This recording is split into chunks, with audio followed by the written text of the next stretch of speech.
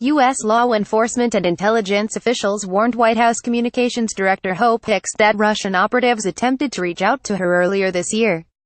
Introductory emails from Russian government addresses showed that the senders were not who they said they were. There was reportedly no evidence that Hicks did anything improper. The FBI reportedly warned White House Communications Director Hope Hicks earlier this year that Russian operatives attempted to contact her amid Donald Trump's transition into the presidency. The New York Times reported Friday. There was no evidence that Hicks, who was thrust further into the public spotlight after former Communications Director Anthony Scaramucci's tenure was abruptly cut short, had done anything improper, the Times noted. Former officials said in the report that the U.S. intelligence and law enforcement community, out of concern that Hicks may have been part of a Russian operation, became unnerved about introductory emails that were sent from Russian government addresses shortly after Trump took office. The contents of the emails and the exact identities of the Russians were not immediately clear, according to the Times.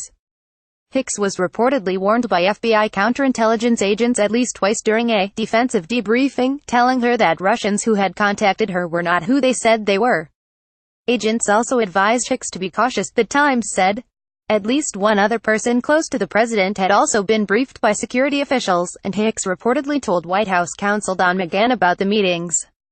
Hicks underwent questioning this week from investigators working with special counsel Robert Mueller, whose team is conducting a broader probe into Russia's meddling in the 2016 presidential election, including possible collusion with the country from members of Trump's campaign.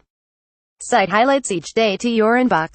Follow Business Insider Australia on Facebook, Twitter, LinkedIn, and Instagram.